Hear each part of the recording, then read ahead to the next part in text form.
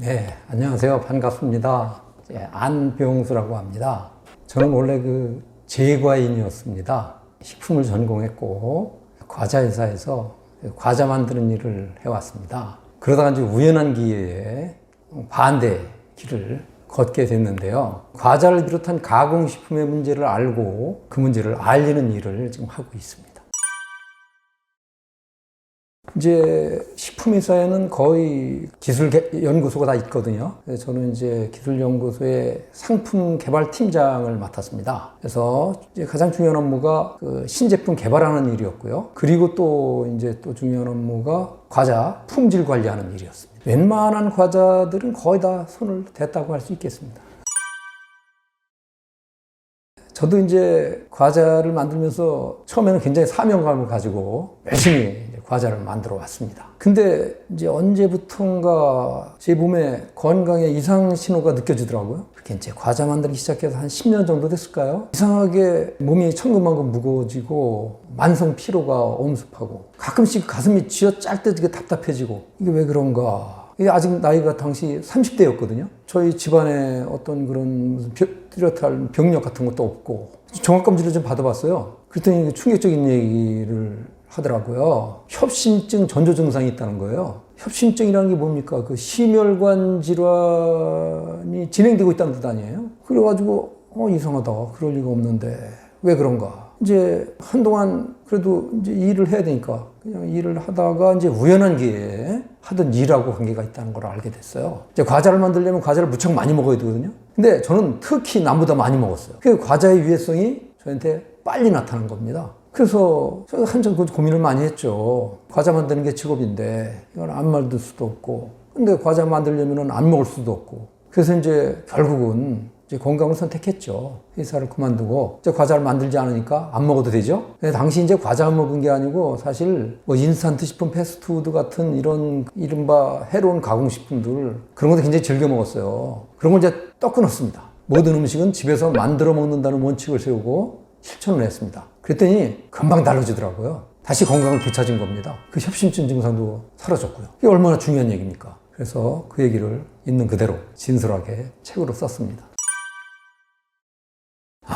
양으로 치면 저 같은 경우에는 하여튼 유독 많이 먹었는데요. 일단 출근해서부터 오전 중에 한 봉지 정도 되고, 또 이제 오후에 또 이제 먹은 게 또 한 봉지 정도 되고, 그리고 또 이제 과자가 이게 사실 금단현상 같은 것도 있어요. 안 먹으면. 그래서 또 퇴근하고 나서도 그냥 괜히 과자가 당기고 그래요. 그래서 또 따로 또 먹는 적도 있어서 그것도 한 봉지 정도? 하루에 한 3봉지 정도 먹은 것 같아요. 평일날은. 근데 휴일날은 이제 일 안 할 때는 그렇게는 안 먹고, 일 안 할 때는 뭐 한두 봉지 정도? 그 정도 먹었습니다.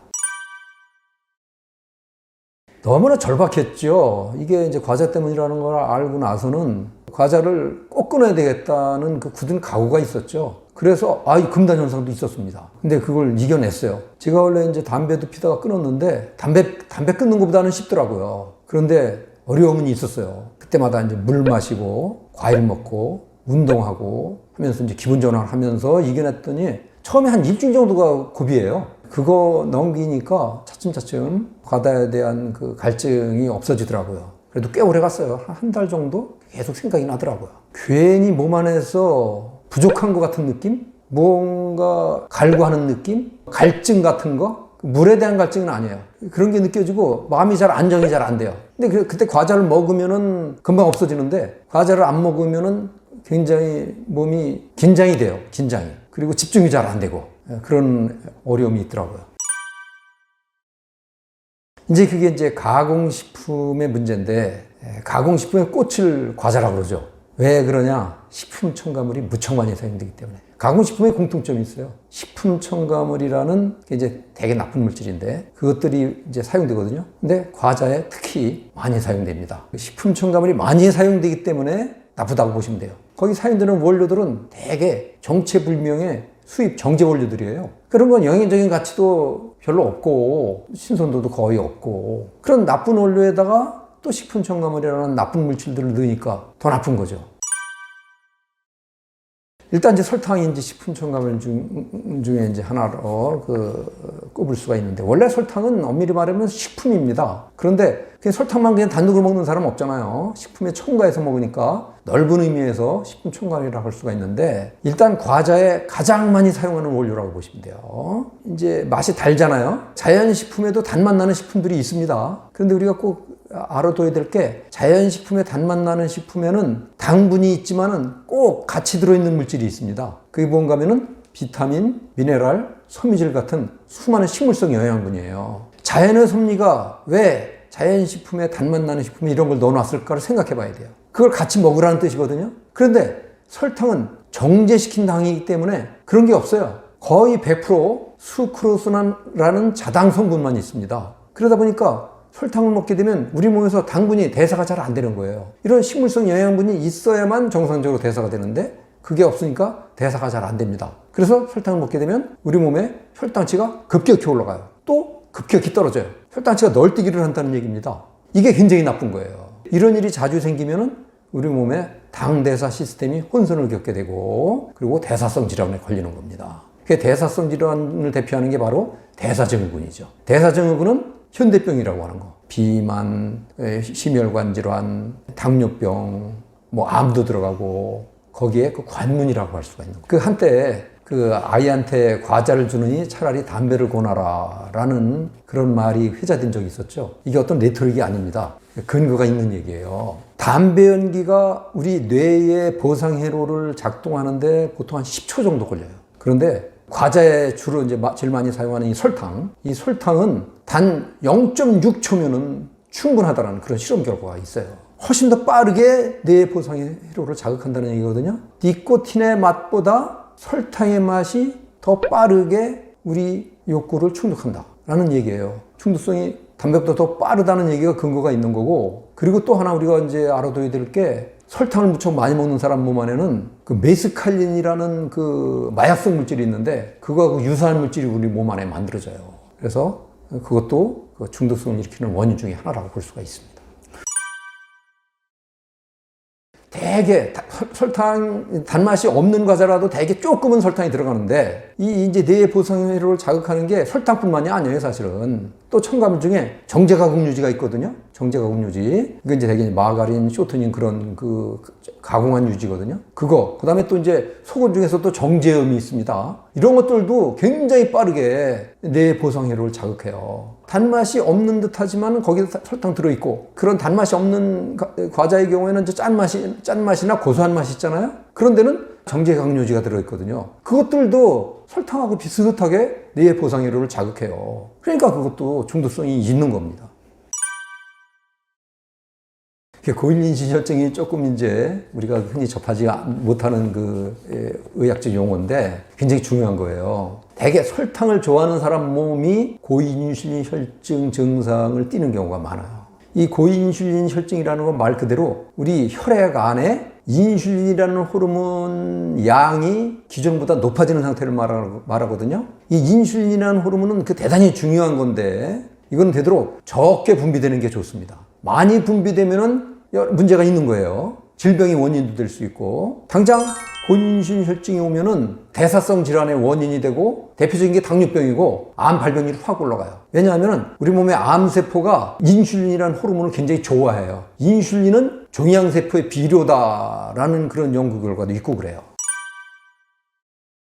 이게 또 이제 우리가 또 알아둬야 할 상식인데, 설탕이라 해서 다 나쁜 게 아닙니다. 나쁜 설탕이 나쁜 겁니다. 설탕에도 좋은 설탕이 있어요. 나쁜 설탕은 뭘까? 아마 짐작하실 겁니다. 정제설탕. 그 정제설탕은 색깔이 눈처럼 하얗죠. 이 하얀색, 흰색이 정제설탕의 상징입니다. 근데 설탕에는 희지 않은 검죽죽한 그런 유색 설탕도 있어요.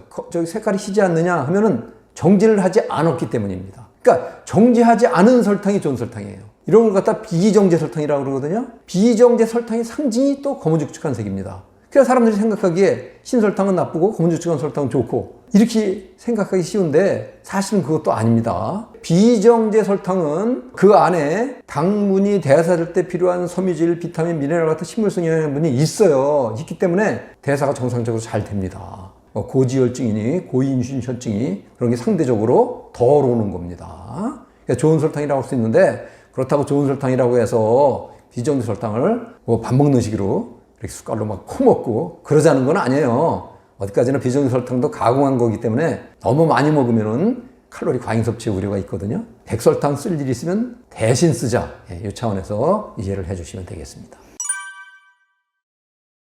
예, 또 이제 요게 함정입니다. 시중의 흑설탕은 색깔이 검죠? 그래서 사람들이 생각하기에, 이거 자연의 설탕인가 보다. 정제하지 않은 비정제 설탕인가 보다. 이렇게들 되게 생각하시잖아요. 그런데 잘 보세요. 이제 라벨을 잘 보셔야 되는데, 라벨을 보시면은 카라멜 색소라는 첨가물이 들어있어요. 이거로 착색한 설탕이에요. 카라멜 색소는 무척 나쁜 색소거든요. 이런 카라멜 색소로 착색한 흑설탕은 색깔이 검지만은 그거는 사실 정제 설탕이에요. 그거는 백설탕보다 오히려 더 나쁩니다. 색소가 들어있기 때문에. 착색 설탕하고 자연의 비정제 설탕하고 겉보기는 똑같지만 들여다보면 천지 차이입니다. 혼동하시면 큰일 납니다. 제품의 라벨을 잘 보셔야 돼요. 라벨 100% 원당으로 되어 있는데 색깔이 거무죽죽하다. 이제 꼭 거무죽죽하지 않고 좀 누르스름한 것들도 있어요. 누르스름한 것들도 있는데 그렇게 색깔이 있는데 원당 100%다 그렇게 써놨으면 그러면 그게 비정제 설탕입니다. 그런데 거기에 무슨 카라멜 색소라든가 아니면 흑당이라든가 이런 이름이 같이 표기되어 있으면 그러면 그거는 색소로 착색한 진짜 흑설탕이 아니다 라고 보시면 됩니다. 콜라, 음료의 제왕이죠. 현대인들이 무척 많이 먹는, 전 세계인이 제일 많이 먹는 청량음료인데 무척 해로운 음료입니다. 라벨을 한번 보세요. 물만 빼놓고 다 나쁜 식품 첨가물들입니다. 그 식품 첨가물들을 물에 녹여놓은 용액, 그게 콜라입니다. 그 중에서 제일 먼저 저는 검은색을 내는 카라멜 색소를 들겠어요. 카라멜 색소가 아까 흑설탕에도 착색하는 용도로 사용한다고 말씀드렸는데 콜라에도 똑같이 들어가요. 근데 이 카라멜 색소가 이미다졸이라는 그 발암 물질을 품고 있어요. 그래서 우리 몸에서 암세포를 만듭니다. 암의 원인이 된다는 건데 더 고약한 게 이 이미다졸이라는 물질이 면역력을 약화시키는 일까지 해요. 그래서 콜라를 먹게 되면 그 안에 이미다졸을 섭취하는 꼴이 되는 거고 그러면 우리 몸이 면역력이 약해지면서 암세포가 만들어지는 거예요. 그러면 암 발병률이 훨씬 더 올라가죠. 면역력이 약한 상태에서 암세포가 만들어졌으니까. 암세포가 만들어진다가 암이 바로 발병하는 게 아니에요. 면역력만 정상적으로 작동하면 암세포 찾아서 다 없애줘요. 그런데 무슨 연유로 인해서 암세포를 처치하지 못한다든가 면역력이 약해졌기 때문이죠. 면역력이 뭐 작동이 제대로 안 돼가지고 암세포가 처리가 잘 안 된다면 그 암세포가 커가는 거예요. 그래서 암이 발병하는 거거든요. 근데 바로 카라멜 색소가 그런 역할을 하고 그리고 또 카라멜 색소가 우리 몸의 중요한 호르몬인 인슐린의 기능을 마비시켜서 또 역시 대사증후군의 원인이 되고 우리 몸 안에서 수많은 염증들을 만들어요. 염증들을 만듦으로 해서 또 심혈관 질환의 원인도 될 수가 있고 아직 카라멜 색소가 아주 나쁜 건데 카라멜 색소뿐만이 아닙니다. 이 콜라에는 그 중독성도 있어요. 그죠? 콜라 좋아하는 사람은 늘 먹어야 되는데, 늘 마셔야 되는데, 왜냐하면 거기 카페인이라는 그 중독성 물질이 있기 때문이에요. 커피에 들어있는 물질 아닙니까? 그리고 또 다른 수많은 식품 첨가물들이 들어가요. 뭐 인산 같은 거는 미네랄의 흡수를 저해하죠. 특히 이제 칼슘의 흡수를 저해함으로써 뭐 골다공증의 원인도 될 수가 있고 아이들의 경우에는 정서불안의 원인도 될 수가 있습니다. 그리고 거기에 설탕이 또 무척 많이 들어가잖아요. 설탕이나 과당 같은 정제당도 그런 그 나쁜 식품 첨가물들 혼합해내온 용액 그게 첨가물인데 그거를 안타깝게도 사람들이 그냥 맛있다고 습관적으로 그렇게 많이 먹고 있는 게 현실입니다. 감미료. 이제 설탕이 나쁘다 그래가지고 대개 이제 무설탕 제품을 선택하시는데 무설탕 제품이 필수적으로 들어있는 게 있습니다. 그게 바로 이제 감미료인데 특히 이제 합성 감미료입니다. 이 합성 감미료는 단맛이 무척 강해요. 단맛이. 그러다 보니까 실체는 없고 단맛만 있는 물질이에요. 근데 이것들이 되게 굉장히 해롭고 칼로리가 없다 그래서 굉장히 다이어트에 좋은 감미소재다 이렇게 알고 있는데 사실은 동물 실험을 해보면 오히려 비만을 더 유발한다라는 그런 보고도 많이 있고요. 합성 감미료가 크게 이제 두 가지 측면에서 문제를 우리가 들 수가 있어요. 첫째는 물질 자체의 그 유해성이 있어요. 이게 화학물질이다 보니까 100% 화학물질이거든요. 화학물질이다 보니까 발암물질 논란에 휩싸여 있어요. 제품의 물질에 따라서 신경 독성이 있는 게 있고 신경계를 손상할 수가 있어요. 그리고 이제 우리 몸의 그 면역력도 약화시키는데 몸 안에 미생물 균총을 악화시켜요. 나쁘게 만들어요. 왜냐하면 유익한 미생물을 살멸시키는 그런 역할도 하고 그러거든요. 그런 물질 자체의 유해성도 있고, 그리고 또 하나는 이게 단맛이 워낙 강하다 보니까 우리 몸속에 들어오면 우리 몸의 당대사 시스템을 혼선에 빠뜨려요. 그래서 이걸 자주 먹게 되면 대사를 관장하는 호르몬인 인슐린이 기능을 제대로 잘 못해요. 나중에 마비되는 현상이 오거든요. 이게 바로 또 대사증후군이에요. 그래서 대사증후군의 원인도 된다라는 그런 보고도 있습니다. 그래서 저는 칼로리가 없고 뭐 혈당치를 안 올린다 뭐 이런 게 좋은 게 아니다. 사실은 설탕보다 오히려 더 나쁘다고 생각합니다. 이제 여러 가지가 있는데 지금 우리나라에서 주로 사용되는 게 네 가지입니다. 수크랄로스, 아세솔팜칼륨, 사카린, 이제 아스파탐, 이렇게 네 가지를 주로 많이 쓰는데, 이 중에서 단맛이 가장 강한 게 수크랄로스입니다. 설탕에 비해서 감미가 보통 한 600배 정도나 돼요. 부쩍 강한 거죠, 단미가. 근데 이 수크랄로스는 설탕의 감미 패턴과 비슷하다고 그래가지고 그래서 좀 인기가 있어요. 그리고 아세솔팜칼륨도 많이 쓰는데 안정성이 높아가지고 변질이 잘 안 돼요. 안전하다는 뜻이 아니고 안정하다는 뜻입니다. 변질이 잘 안 됩니다. 그런 특성이 있고 감미 패턴이 좀 깔끔하다는 특징도 있어요. 그리고 이제 사카린은 잘 아시죠? 우리나라 사람들이 제일 먼저 먹어온 합성 감미료인데 사연도 굉장히 많죠. 근데 이 사카린도 단맛이 좀 깔끔한 그런 특징이 있어요. 그리고 이제 아스파탐인데 아스파탐도 굉장히 많이 사용돼요. 사실 미국에서 이제 최초로 허가됐는데 허가될 당시부터 미국 FDA 전문가들이 다 반대했어요. 이거 허가하면 안 된다. 정치적으로 밀어붙여가지고 아마 이제까지 아스파탐에 대한 유해성에 대한 보고만 해도 10,000건도 넘을 겁니다. 그런데 한번 이렇게 허가되면 절대로 쉽게 다시 취소하기가 쉽지 않아요. 그런 논란이 있음에도 계속 사용하고 있는 거예요. 저는 이제 그게 가장 큰 문제라고 생각해요. 막걸리가 바로 우리나라가 자랑하는 술인데 그 젊은 분들 막걸리 많이 드시죠? 왜 드시는지 모르겠어요. 맛있어서 드신다고 그러는데 그 무슨 맛입니까? 달콤한 맛이죠? 그게 막걸리 맛이 아니에요. 아스파탐이라는 감미료 맛이에요. 시중에 일반 막걸리 거의 대부분 아스파탐이 들어있어요. 아까 말씀드렸죠? 아스파탐에 대한 유해성에 대한 보고가 아마 이제까지 10,000건도 넘을 거라고. 굉장히 해로운 물질인데 대표적인 게 신경독성이에요. 신경계를 손상해요. 이거는 신경과학자들한테 물어보면 다 그게 동의를 할 겁니다. 그런데 더 문제는 그 아스파탐을 단독으로 먹을 때보다 술에 넣어서 먹으면 훨씬 신경독성이 커져요. 왜냐하면 에틸알코올하고 아스파탐이 만나면 더욱더 유해성이 더 커진다. 아스파탐의 그 독성이 더 커진다라는 그런 연구 사례가 있습니다. 그래서 최대한 막걸리 드실 때는 아스파탐이 없는 거, 아스파탐 없는 것도 잘 찾아보시면 있어요. 그걸 골라서 드세요. 그게 굉장히 중요한 거고, 그리고 사실 이제 막걸리를 이제 좀 세계화 시켜야 되는데 저는 가장 큰 걸림돌이 아스파탐이라고 봅니다. 아스파탐 빼고 세계화 시켜야 돼요. 물엿. 이제 실업당이죠. 보통 설탕 나쁘다고 그래서 어떤 분들은 설탕 쓸 일이 있으면 대신 물엿을 쓰시더라고요. 현명한 선택이 아니십니다. 왜? 물엿도 똑같은 정제당이기 때문에. 투명하잖아요. 정제했기 때문이에요. 성상만 다르지 설탕하고 똑같은 칼로리 덩어리입니다. 마찬가지로 우리 몸의 당대사 시스템을 혼선에 빠뜨리고 대사증후군의 원인이 되고 여러 현대병의 원인이 될 수가 있습니다.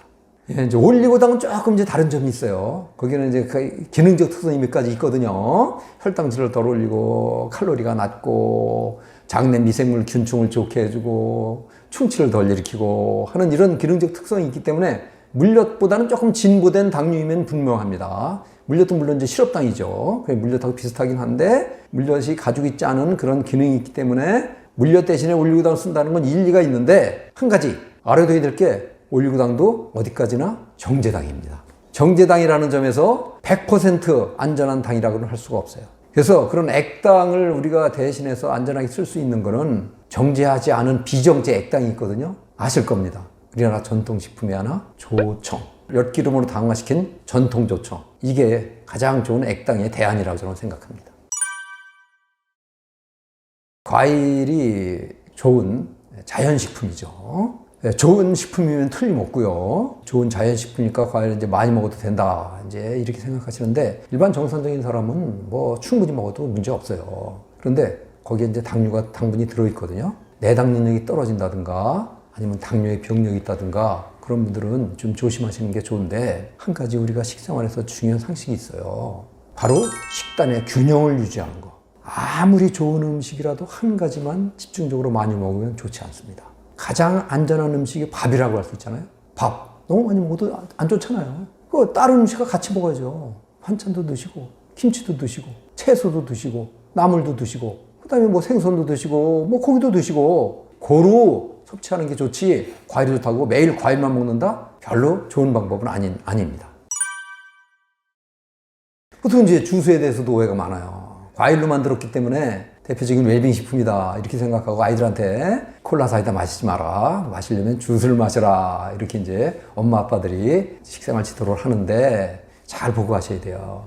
보통 일반 주스, 잘 마시고 있는 주스는 라벨을 잘 보시면은 거의 과즙에 농축과즙을 써요. 농축과즙 생생용으로 조금 쓰고 나머지는 식품 첨가물로 진짜 과일로 만든 효과를 내는 거예요. 그래서 어떤 제품을 보면은 청량음료보다 식품 첨가물이 더 많이 들어갑니다. 주스에 무늬만 과일로 만든 주스지 실제로는 해로운 청량음료에 불과해요. 라벨을 꼭 잘 보시고, 암만 과일 100이라고 써놔도 소용없어요. 라벨을 잘 보시고 식품 첨가물이 있는지 없는지, 식품 첨가물이 없는 주스라면 괜찮아요. 근데 그게 중요한 게 과즙을 뭐를 썼냐가 중요해요. 농축과즙을 썼으면은 그걸 물로 부어서 희석을 해야 되거든요. 그러니까 과일 맛이 안 나오니까 거기에 첨가물이 들어가는 거예요. 색깔도 잘 안 나오고 그러니까. 근데 농축하지 않은 비농축 과즙을 쓴 그런 주스도 있어요. 그거는 그냥 첨가물을 넣을 이유가 없습니다. 그대로 살균만 해서 포장해 놓은 거거든요. 이런 비농축 주스는 괜찮아요. 그거는 굉장히 좋습니다. 근데 농축 과즙을 써서 첨가물로 맛을 내고 색깔 내고 한 이런 주스들은 청량음료보다 더 나쁘다. 예, 단무지도 아주 중요한 전통식품의 하나인데 원래 우리나라 그 전통 단무지 어떻게 만드는지 생각해 보시면 정답이 나와요. 젊은 분들은 아마 단무지 만드는 거 못 보셨을 텐데 할머니 할아버지한테 한번 여쭤보세요. 옛날에 단무지 어떻게 만들었는지. 물을 소금에 절여서 숙성하는데 어디서 숙성하느냐? 쌀겨 속에 묻어서 숙성합니다. 쌀겨 속에서 발효 숙성됩니다. 그 과정에서 쌀겨에 들어있는 여러 유익한 영양분들이 무로 그대로 이행이 되는 거예요. 그러면 그 단무지는 색깔도 느르스름하고 수많은 비타민, 미네랄 같은 유익한 영양분들이 잔뜩 들어있어요. 영양분의 보고라고 할 수가 있어요. 이런 단무지를 우리 조상님들은 드셔오셨어요. 그게 건강을 지켜온 비결인데 요즘에는 단무지는 그렇게 만들지 않고 색깔을 이제 느르스름한 색깔을 내기 위해서 해로운 색소를 써요. 그리고 합성식초를 비롯한 그런 나쁜 물질에 또 수많은 산도조절제, 뭐 조미료, 향료 이런 물질들 넣은 그 첨가물 용액에 잠깐 담궜다가 꺼내서 바삭바삭한 촉감을 주기 위해서 또 예쁜 노란 색깔만 내기 위해서 그렇게 만든 비정상적인 단무지를 주로 팔고 있고 주로 먹고 있습니다. 아주 색깔이 쎄노랗죠? 그렇게 쎄노란 사실 속에 유해성이 숨어 있는 거예요. 또 바삭바삭하죠? 그게 이제 뭐 인산염 같은 산도절제의 힘이거든요. 그 사실 속에도 역시 유해성이 숨어 있는 겁니다. 이제 우리가 쉽게 구분할 수가 있어요. 아주 쎄노랗고 겉부분이 탱탱하고 바삭바삭한 거는 이거 식품 첨가물의 힘이라고 보시면 돼요. 근데 원래 전통 단무지는 겉에가 쭈글쭈글해요. 그리고 바삭바삭하지 않고 조금 쫄깃쫄깃한 식감을 주고 색깔도 누렇긴 한데 그렇게 아주 쎄노랗지는 않아요. 그런 단무지가 있습니다. 그걸 선택하시면 되는데 일반 매장에는 아마 없어요. 찾기가 쉽지 않고 친환경 식품 매장에 가셔야 됩니다. 그런 데 가시면 거기 단무지는 다 그런 겁니다. 이제 식품 첨가물을 많이 사용하는 가공식품 하면은 대표적으로 어묵을 들을 수가 있어요. 어묵에 보시면은 물론 이제 생선살이 들어가요. 생선살은 그 저급 잡어들을 냉동시킨 그 생선이라고 보시면 돼요. 조미료, 향료, 때로는 색소, 산도절제, 증점제, 뭐 유화제, 뭐 보존료 이런 해로운 첨가물들이 거의 대부분 들어간다고 보시면 돼요. 첨가물들이 무척 많이 사용된 건데 특히 이 어묵을 대표하는 게 바로 게맛살이죠. 게맛살은 사실 사람들이 열심히 먹으면서 게를 먹고 있다고 생각해요. 게를 먹고 그 안에 게살이 들어있다고 생각해요. 근데 라벨을 잘 보세요. 진짜 게살이 있는지. 게살은 한 점도 없어요. 근데 어떻게 맛도 똑같고 색깔도 똑같은가? 식품 첨가물 힘이에요. 게 향이 무척 많이 들어갑니다. 이제 게 껍질 색깔을 내야 되니까 그 붉은색한 색상 그것도 해로운 색소로 그 효과를 내는 겁니다. 씹는 촉감이 게살이 그 좀 오돌오돌한 식감이 있죠. 이게 오돌오돌한 식감을 내기 위해서 첨가물이 필요한데 이때 사용되는 첨가물들이 나쁜 거예요. 그 인산염이 꼭 들어가야 돼요. 인산염. 그 인산염에다가 카라긴이라는 증점제가 있어요. 그걸 같이 쓰면 오돌오돌한 식감이 나와요. 근데 인산염도 나쁘고 인산염은 이제 미네랄 흡수를 억제해요. 그거 나쁘고 더 나쁜 게 카라기난이라는 건데 이 카라기나는 발암의식 물질입니다. 우리 몸에서 염증을 만들어요. 미세하게. 염증을 만들어서 대사증후군의 원인도 될 수 있고, 동물 실험을 해보면은 우리 몸의 그 장에 미세한 그 상처를 내기도 한다고 해서 혈변도 나오고 그렇습니다. 그래서 예, 카라기나는 굉장히 나쁜 물질인데 이런 것들도 게맛살에 거의 필수적으로 들어갑니다. 우리가 알고 있는 어묵, 게맛살은 안 됩니다. 그런데 역시 친환경 매장에 가보면은 어묵이 있어요. 거기에는 첨가물 안 들어가요. 그건 괜찮습니다. 라벨을 보시면 돼요. 예, 라벨. 우리가 잘 알고 있는 화학물질들 아니면은 또 이상한 이름의 물질들, 낯선 물질들, 이건 첨가물이라고 보시면 되는데 그런 게 있으면은 그건 나쁜 어묵, 없으면 좋은 어묵이라고 보시면 되고, 게맛살은 친환경 식품 매장에도 없고, 친환경 식품은 진짜 게살을 팔아요. 진짜 게살을 포장해가지고 팔아요. 값이 조금 비싸긴 한데 거기에는 진짜 게살에 들어있는 여러 유익한 영양분들, 글루코사민이니 키토산이니 그런 거 들어있죠. 근데 게맛살에는 그런 게 전혀 안 들어있죠. 친환경 식품 매장에 가시면 해롭지 않은 그런 어묵이나 게살을 만나실 수 있습니다. 요즘 들어서 우유에 대한 비판적인 평가가 많이 나옵니다. 그거 사실 다 근거가 있는 얘기입니다. 예, 옳은 얘기들입니다. 그런데 저는 우유에는 좋은 점이 훨씬 더 많다고 생각합니다. 그런 몇몇 일부 문제 때문에 우유를 포기하기란 너무나 아까워요. 왜냐하면 영양적인 측면으로 볼 때 우유를 능가할 제품이 없을 정도예요. 이제 한때 우유는 완전식품이라는 얘기가 있었죠. 맞는 얘기예요. 그런데 이제 우유가 나쁘다고 그러는 게 사실은 우유를 너무 많이 먹었기 때문에 나쁜 거예요. 적정량 드시면은, 적정량 매일 꾸준히 드시면은 우리 건강을 위해서 크게 도움이 됩니다. 정 꺼려진다면은 유기농 우유를 드십시오. 그 사료에 들어있는 뭐 항생물질, 뭐 성장 호르몬 그런 것들 때문인데, 근데 이제 유기농 우유에는 그런 게 없으니까 유기농 우유를 드실 걸 권해드리고, 그리고 아까 말씀드렸죠. 균형식 섭취가 중요하다. 그 우유가 좋다고 해가지고 우유만 너무 많이 먹는 거 좋지 않거든요. 그래서 어떤 분들은 우유 좋다고 그래가지고 뭐 하루에 뭐 포장에 들어있는 그 1리터짜리 그런 것들 통째로 그냥 매일 먹고 그러는데 그건 너무 많이 먹는 거예요. 적당량씩 꾸준히 적게 한 200ml짜리 한두 개씩 그렇게 꾸준히 드시면 좋은 점이 훨씬 더 많습니다.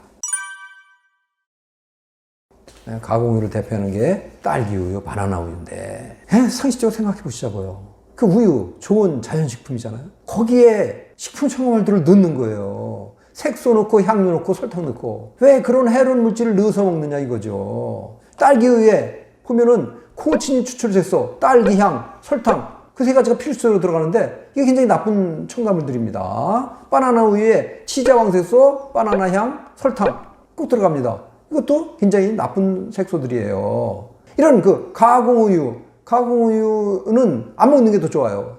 좋은 점보다 해로운 점이 훨씬 더 많거든요. 과일 맛 우유를 드시고 싶으면은 그냥 우유에다 딸기를 갈아 넣자고요.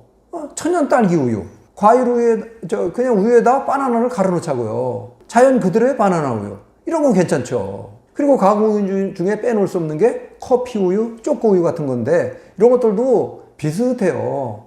첨가물들이 다 들어가고요. 특히 커피 우유의 경우에는 카페인이 무척 많이 들어있어요. 어떤 제품은 커피보다 더 많이 들어있어요. 커피 우유는 아이들도 굉장히 많이 먹거든요. 아이들은 카페인 마시면 안 되는데 그 카페인이 무척 많이 들어있는 커피 우유 같은 거 이런 건 정말 경계해야 된다고 생각합니다.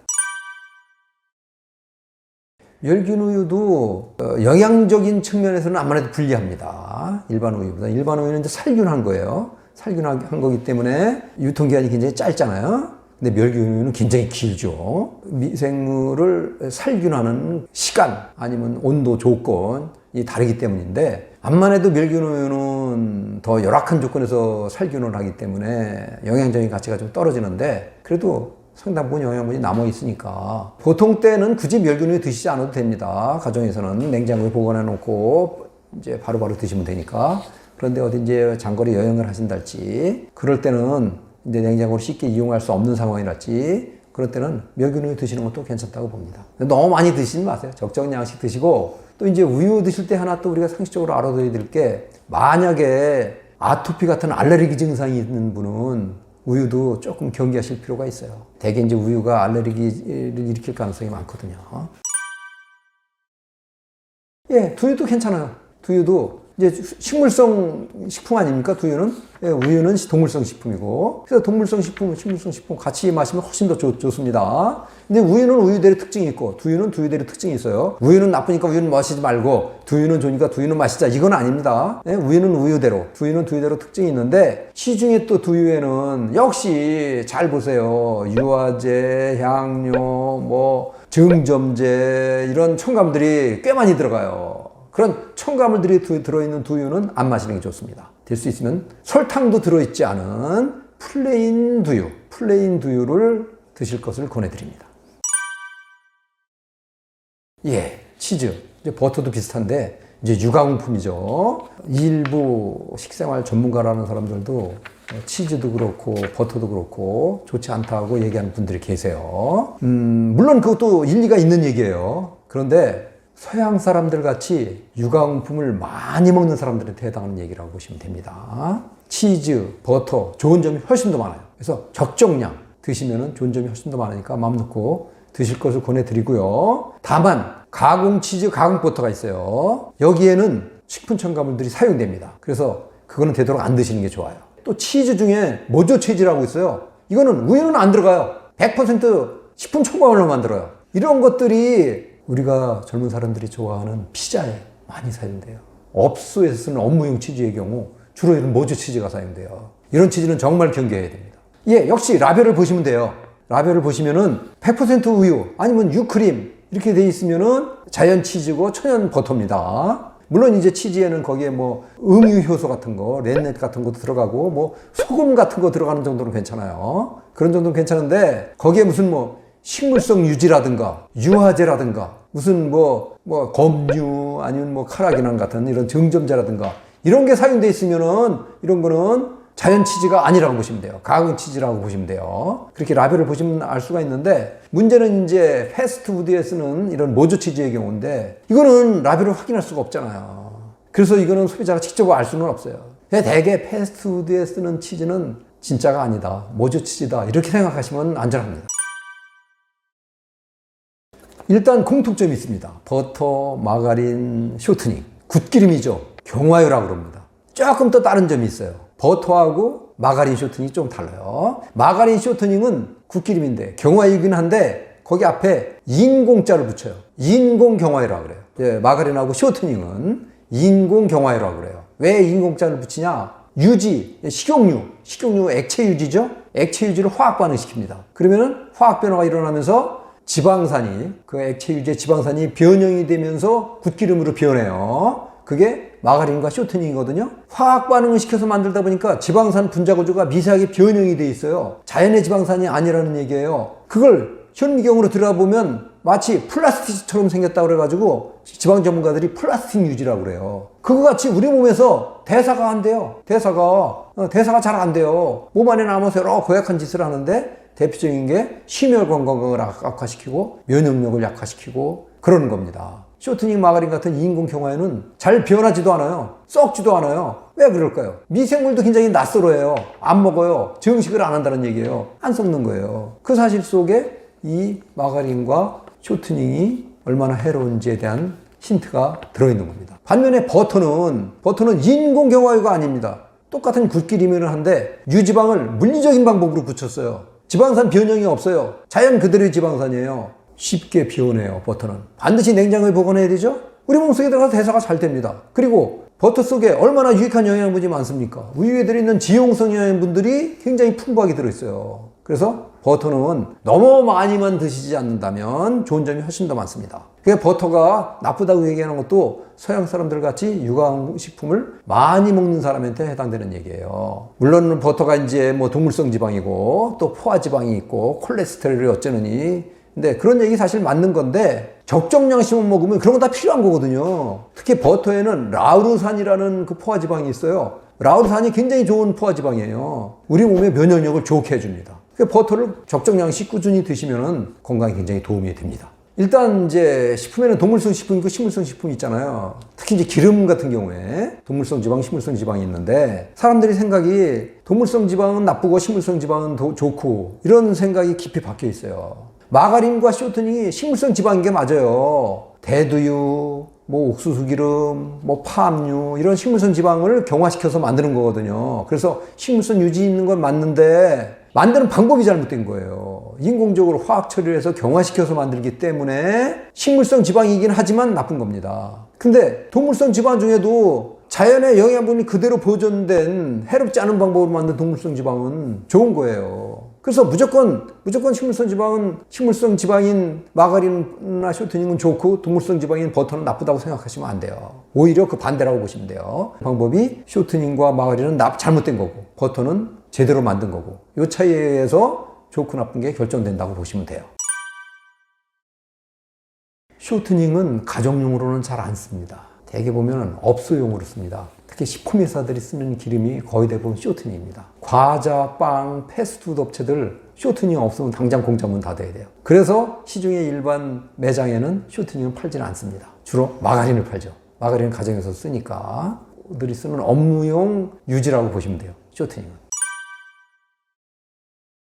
원래 초콜릿을 제대로 만들면 굉장히 좋은 식품입니다. 대표적인 항산화 식품이기 때문입니다. 근데 이 초콜릿에 항산화 식품이 완성되려면 꼭 들어가야 될 원료가 있습니다. 코코아 버터라는 카카오 열매의 천연 기름입니다. 근데 이게 좀 비싸요. 비싸서 그걸 안 쓰고 대신 다른 기름을 쓰는데 그게 마가린이나 쇼트닝 같은 인공 경화입니다. 굉장히 해로운 기름이죠. 해로운 기름을 쓴 이런 초콜릿에는 반드시 식품 첨가물들이 무척 많이 들어가요. 이런 초콜릿이 이제 그야말로 이런 초콜릿을 업계에서는 준 초콜릿이라고 그러는데 쉽게 말해서 모조 초콜릿이라고 보면 돼요. 이 초콜릿에는 항산화력이 없습니다. 오히려 우리 몸에서 활성산소를 만듭니다. 이게 바로 모조 초콜릿의 하나의 큰 맹점입니다. 근데 진짜 코코아 버터를 쓴 천연 초콜릿, 보통 이제 카카오 성분이 70% 이상 된 초콜릿을 먹으라고 전문가들이 조언하거든요. 코코아 함량이 많을수록 식품 첨가물은 안 들어가거나 아주 적게 들어갑니다. 그래, 이런 초콜릿이 이제 진짜 초콜릿인데 이런 초콜릿을 선택하시면 되는데 맛이 좀 쌉쌀해요. 카카오 성분이 많으니까. 그리고 설탕은 안 들어가거나 적게 들어가니까 단맛은 좀 약하거나 없거나 그렇습니다. 커피. 두 가지 측면에서 우리가 커피를 평가할 수가 있어요. 좋은 점이 있고 나쁜 점이 있고. 일단 커피하면 상징적으로 떠오르는 물질이 있습니다. 카페인. 그죠? 만약에 카페인에 민감한 분들한테는 커피가 나쁩니다. 그래서 되도록 커피를 삼가시는 게 좋아요. 근데 카페인에 그렇게 민감하지 않은 분들은 적정량씩 드시면 오히려 좋은 점이 훨씬 더 많습니다. 왜? 커피는 대표적인 자연식품입니다. 그 속에 수많은 천연 항산화제를 비롯해서 유익한 영양분들이 많이 들어있어요. 커피를 통해서 그걸 섭취할 수 있다는 얘기예요. 그런 측면에는 좋은 식품입니다. 그런데 커피는 그렇게 자연 그대로에 마시는 게 최대한 좋아요. 그래서 진짜 커피를 마실 줄 아는 사람들이 어떻게 커피를 마시는지 잘 보셔야 돼요. 그 사람들이 마시는 커피 마시는 방법, 그게 진짜인데 우리나라에는 이상하게 커피 마시는 문화가 잘못됐어요. 커피 믹스의 형태로 마셔요. 이 커피 믹스가 우리나라에서 발명됐고 우리나라에서만 주로 이용되는 그 제품이에요. 이 커피 믹스의 문제는 우리가 안에 들여다보면 쉽게 알 수가 있는데 크게 세 가지 부분으로 이루어져 있죠. 설탕, 크리머, 인스턴트 커피. 여기 사용된 인스턴트 커피는 암만 인스턴트 제품이라 하더라도 좋습니다. 왜? 동결 건조를 시켰기 때문에 커피의 영양분 그대로 남아 있어요. 그래서 그 커피 자체는 나쁘진 않아요. 그런데 나쁜 거는 설탕입니다. 설탕 말씀드릴 필요 없죠? 대사증후군을 일으킬 수 있고 수많은 현대병의 원인이 될 수 있습니다. 그런 점에서 커피 믹스를 소비하는 잘못된 커피 소비 문화 저는 크게 우려하고 있습니다.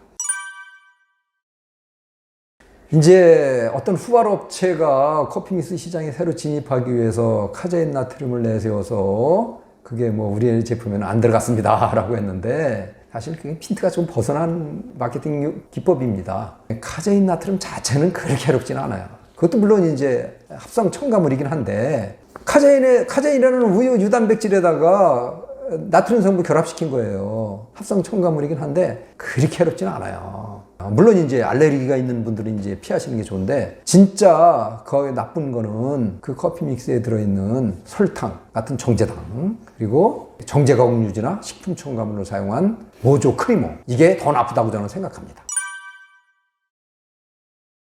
이게 한때 그런 말이 있었죠. 언론에도 보도되고 그랬는데 소세지, 햄 같은 가공육 제품이 발암물질이다. 이게 정확한 표현이 아니에요. 햄 소세지가 발암물질이면 큰일이죠. 고기가 발암물질이 있는 얘기입니까? 그 안에 들어있는 어떤 첨가물이 그게 발암물질이에요.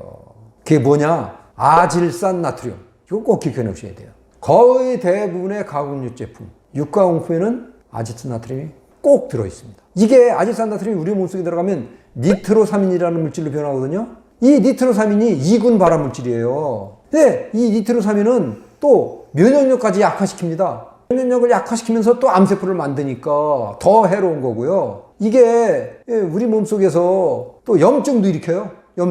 염증도 일으켜서 심혈관 질환의 원인도 될 수 있고, 그리고 치매의 원인이라는 그런 보고까지 있어요. 사실은 아질산 나트륨이 니트로사민으로 변하니까 그 아질산 나트륨이 그런 문제를 일으킨다는 얘기인데, 근데 아질산 나트륨이 사실은 그럼 발암성 이전의 맹독성 물질입니다. 얼마 전에 경기도 평택에서 어떤 사람이 국에다가 소금을 넣고 먹었는데 그 자리에서 숨졌어요. 근데 그게 소금이 아니었고 유감스럽게도 아질산 나트륨이었습니다. 소금하고 비슷하게 생겼거든요. 그렇게 독성이 아주 무척 강한 물질입니다. 그런 물질을 식품에 넣어서 먹는 겁니다. 그게 넣는 이유가 굉장히 강력한 방부제거든요. 보존성을 좋게 하기 위해서. 그걸 넣게 되면은 색깔이 선명하게 유지돼요. 아주 싱싱한 느낌을 줘요. 그리고 또 맛도 부드럽게 해주는 일석삼조의 물질이에요, 아질산 나트륨이. 그래서 그렇게 해로움에도 불구하고 쓰는 건데, 꼭 가공육 제품을 이용하실 때는 라벨을 잘 보시고 아질산 나트륨이 없는 제품을 선택하셔야 됩니다. 잘 보시면 있어요, 요즘에는. 비율이 일반 매장에는 한 10대 1 정도 된다고 보시면 돼요. 거의 대부분 들어있고 가끔 안 들어있는 게 있고요. 그리고 이제 친환경 식품 매장에 가면은 이제 아질산 나트륨은 절대로 들어있지 않습니다. 거기는 아무거나 선택하셔야 됩니다. 그리고 이제 어육 가공품 있죠. 어육 가공품에도 이제 들어가고, 그리고 또 하나 우리가 경계해야 될 게, 우리나라 전통식품 중에 하나, 젓갈 있죠. 젓갈 중에 명란젓 있죠. 명란젓 좋아하는 분들은 그 몇 끼마다 드시는데 색깔이 아주 시뻘겋죠. 그리고 아주 싱싱한 느낌이 들죠. 그게 바로 아질산 나트륨 넣기 때문이에요. 잘 변질되지도 않고. 그래서 그런 명란젓에도 잘 보셔야 돼요. 아질산 나트륨이 사용된 제품들이 많습니다. 감자, 아주 좋은 식품이죠. 왜 좋으냐?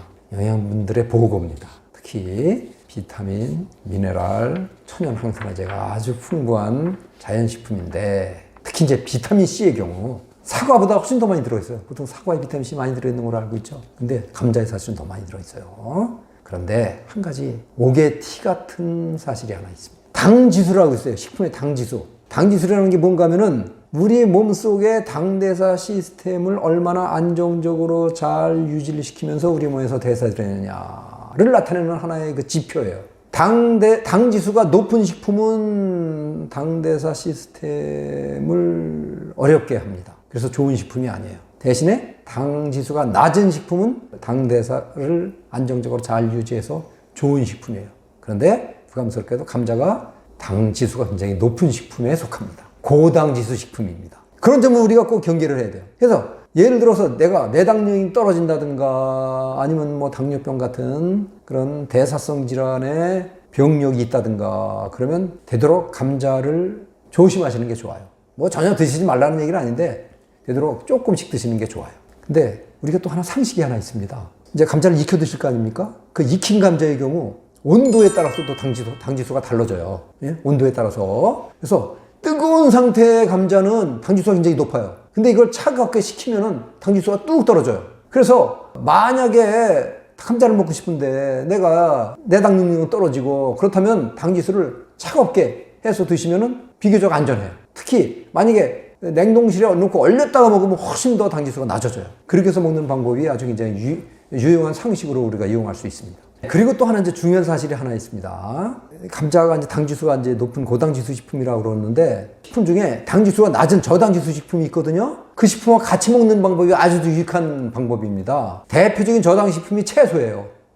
채소들은 거의 대부분 당지수가 낮아요. 그래서 채소에 감자를 넣어서 만든 감자 샐러드, 이런 식으로 먹으면 아주 좋아요. 그렇다면 내당 문제 없어요. 그런 분들은 안심하고 드셔도 되는데, 여기에 식초나 치즈 같은 거를 넣고 드시면 훨씬 더 좋습니다. 왜냐하면 식초나 치즈도 아주 좋은 저당지수 식품이거든요. 그럼 영양분을 균형 있게 섭취한다는 측면에서도 굉장히 유리하겠죠. 다른 당지수가 낮은 식품하고 같이 혼합해서 섞어서 복합적으로 드시면 굉장히 안전합니다. 이제 감자튀김. 이제 감자튀김이 이제 대표적인 이제 튀김식품인데, 근데 이 튀김식품에 이제 공통적인 문제가 하나 있어요. 굉장히 뜨거운 온도에서 기름 속에 넣고 조리한다는 사실이거든요. 기름이 제일 싫어하는 게 고온입니다. 고온으로 기름을 가열하게 되면 해로운 물질들이 필수적으로 만들어져요. 대표적인 게 트랜스지방, 과산화물, 뭐 벤조피렌 같은 거, 활성산소 이런 물질들이 만들어지는데, 예, 이 만들어진 물질들이 튀김식품에도 그대로 들어있다는 얘기예요. 그래서 튀김식품이 나쁜 건데, 튀김식품 하면 대표적인 게 감자튀김 말고도 치킨, 도나스, 돈가스, 탕수육 같은 거, 이런 튀김식품들이 바로 그런 해로운 물질들 들어있다고 보면 되는데, 감자튀김의 경우 이제 아크릴 아마이드라는 발암 물질이 특히 많이 만들어져요. 감자에서 쉽게 만들어지거든요. 그래서 감자튀김은 더 나쁜 겁니다. 감자전. 예, 감자전은 괜찮아요. 왜냐하면 이제 프라이팬에서 요리하는 거 아닙니까? 프라이팬에서 요리할 때는 온도가 그렇게 높지 않습니다. 감자튀김 튀길 때는 온도가 110도 이상, 200도씨가 안팎인데, 감자전은 대개 150도 이하에서 조리를 하기 때문에 감자전은 괜찮습니다. 시중에서 파는 이제 생수를 말씀하시는데요. 그것도 사실은 메이커에 따라서 또 브랜드에 따라 조금씩 이제 다른 차이점인데, 한 가지 꼭 알아둬야 될 게 있어요. 그 생수는 그 살균 방식이 두 가지가 있어요. 오존 살균하는 방법이 있고 자외선 살균하는 방법이 있어요. 근데 자외선 살균하는 방법이 좋은 겁니다. 오존으로 살균을 하면은 브롬산염이라는 발암의심 물질이 만들어질 수 있습니다. 자외선 살균은 그런 염려가 없어요. 그런데 그걸 우리가 어떻게 알 수가 있느냐? 생수의 라벨을 보시면은 미네랄 워터라고 표기가 돼 있죠. 근데 어떤 제품은 미네랄 워터라고 표기가 돼 있고, 어떤 제품은 내추럴 미네랄 워터라고 표기가 돼 있어요. 반드시 내추럴 미네랄 워터라고 표기된 생수를 선택하십시오. 내추럴이라는 글자가 없이 그냥 미네랄 워터가 표기되어 있는 게 오존으로 살균한 겁니다. 해로운 물질이 들어있을 수 있죠. 근데 내추럴 미네랄 워터로 표기된 거는 자외선으로 살균한 겁니다. 해로운 물질이 없습니다. 이 내추럴 미네랄 워터가 바로 천연 광천수입니다. 천연 광천수를 선택하십시오. 꼭 내추럴 미네랄 워터라고 표기된 걸 선택하시면 됩니다. 물도 이제 굉장히 중요한 건데, 물 마시는 것도 대단히 중요한 식습관의 하나죠. 한국 사람들이 대개 물을 좀 적게 마셔요. 보통 성인의 경우 하루 권장 섭취량을 한 2리터 정도로 얘기하잖아요. 2리터라면 페트병 큰 걸 하나 가득이거든요. 보통 한국 사람들 물 마시는 거 보면 그 절반 정도 수준에 불과해요. 지금보다 물을 굉장히 이제 많이 마셔야 되는데, 물 마시는 양도 중요하지만 횟수도 중요합니다. 충분히 자주 마시는 게 좋아요. 만약에 갈증을 느끼셨다면은 이미 늦은 겁니다. 평상시에 꾸준히 그냥 습관적으로 물을 마시면 좋아요. 생활할 필요가 있고, 근데 이제 가장 무난한 게 생수를 드시는 건데, 생수 말고 무슨 보리차나 옥수수차, 결면자차, 녹차 이런 것도 좋습니다. 그런데 시중에서 파는 음료성 그런 차 종류에는 또 첨가물이 들어가잖아요. 향료, 유화제, 이런 경우에 따라서는 이제 색소 같은 것도 들어가고 첨가물이 들어가잖아요. 이런 것들은 좋지 않아요. 청량음료에 더더욱 나쁘고요. 생수 마시는 게 좋고, 아니면 첨가물 사용하지 않은 그런 차 종류, 그런 게 좋다고 보고요. 또 이제 과일 같은 거 많이 드셔도 또 좋죠. 또 여기서 중요하게 존재할 게 하나 있어요. 되게 이제 가공식품 하면 사람들이 나쁘다는 인식이 있죠. 근데 가공식품이라고 다 나쁜 게 아닙니다. 나쁜 가공식품이 나쁜 겁니다. 가공식품에도 좋은 게 있어요. 좋은 가공식품은 좋은 겁니다. 그럼 어떻게 그 차이를 구분할 수 있냐?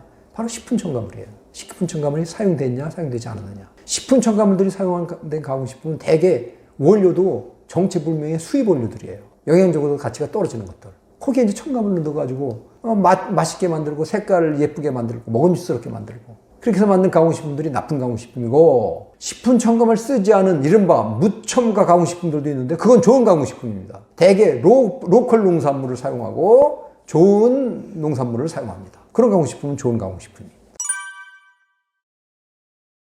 수많은 식품 첨가물이 사용되는데 종류에 따라 다 이제 기능이 좀 다릅니다. 예를 들어서 맛을 좋게 하기 위해서 사용하는 게 조미료 향료, 색깔을 먹음직스럽고 예쁘게 하기 위해서 사용하는 게 색소, 보관성을 높이기 위해서 사용하는 게 보존료, 물과 기름 잘 섞게 하는 게 유화제, 식감을 좋게 하기 위해서 사용하는 증점제, 이런 것들이 다 종류에 따라 달라요. 감미료 같은 거, 이런 것들이 대개 화학물질입니다. 화학물질이기 때문에 되게 나쁜 것들이고, 근데 식품 첨가물에 화학물질만 있는 게 아니에요. 설탕을 비롯한 정제당, 마가린을 비롯한 정제가공유제 이런 것들도 엄밀하게 말하면 식품으로 분류되고 있지만 넓은 의미에서는 식품 첨가물로 다 들어가요. 그런 점에서 정제가공유제, 수많은 종류의 화학물질들, 여기에 향료 같은 것도 다 포함돼요. 이것들이 식품 첨가물인데 이런 것들이 바로 가공식품을 나쁘게 하는 해로운 물질들이라고 보시면 되고, 오늘날 거의 대부분의 가공식품에 이게 사용되기 때문에 가공식품이 나쁘다는 인식이 박혀 있는 겁니다.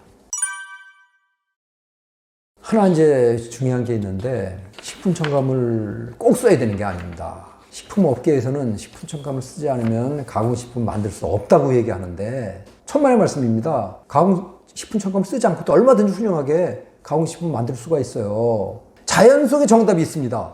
유능한 요리사의 요리 비방서 속에 조미료 있습니까? 향료 있습니까? 없어요. 근데 그분들이 만드는 음식 굉장히 맛있잖아요. 조미료 향료 안 쓰고도 얼마든지 맛있게 음식 만들 수 있다는 얘기예요. 또 색소 꼭 써야 되나요?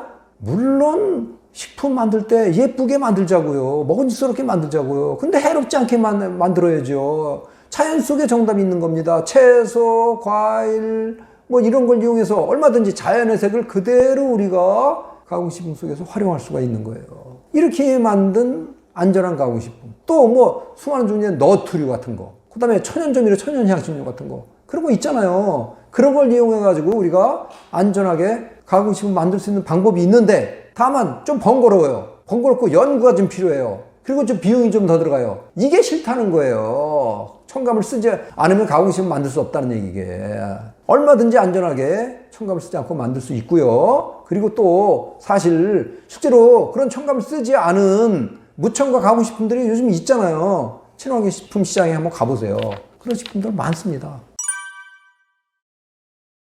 저요? 먹을 게 너무 많아서 탈입니다. 가공식품 무척 많이 이용합니다. 과자, 빵 많이 먹습니다. 근데 일반 제품들이 아닙니다. 첨가물들이 사용되지 않거나 아주 극히 제한적으로 쓴 것들만 골라서 먹습니다. 물론 이제 제일 좋은 방법은 자연식품을 그대로 이용하는 겁니다. 고구마, 감자, 옥수수, 과일, 뭐 너트류, 견과, 뭐 떡 같은 거 얼마나 많습니까? 이런 식품들, 이런 식으로 간식을 이런 거 먹고, 그리고 이제 과자, 빵. 우리 몸을 생각하고 건강을 생각하고 만든 그런 양심적인 생산자들이 만드신 것들 있다고요. 그런 걸 골라서 먹으면 너무 많아요. 먹을 게 없다는 얘기 하시지 않았으면 좋겠어요. 조금만 관심 가지고 노력하면은 우리가 얼마든지 안전한 식생활을 할 수가 있습니다. 하나 이제 굉장히 중요한 사실이 하나 있는데, 내가 만약에 어떤 식품을 구입했다면 그 식품을 지지하는 겁니다. 지지하는 소비자가 있는 한 해로운 가공식품 절대로 없어지지 않아요. 이거는 시장 원리예요. 그죠? 팔리는데 안 만들겠습니까? 이게 사실 나쁜 가공식품들이 요즘 이제 판치고 있는데, 그거 만드는 업체들 비난할 게 아니에요. 그걸 아무런 생각 없이 사먹는 소비자한테도 책임이 있는 거예요. 조금 내 몸을 생각하자고요. 내 몸이 어떤 식품을 요구하는지, 원하는지를 한번 생각해 보시자고요. 그래서 라벨을 잘 보시고 식품 첨가물들 사용된 거를 최대한 선택하지 않는 방법. 근데 식품 첨가물 전문가가 될 필요도 없어요. 화학물질들 이름, 아니면 조금 낯선 물질들, 우리 집 부엌에서 쓰지 않는 어떤 원료명 같은 게 보이면은 그게 첨가물이라고 보시면 되고, 그런 게 사용된 제품을 장바구니에 넣지 않으면 돼요. 아주 간단해요. 그런 식생활을 하는 소비자들이 많아지면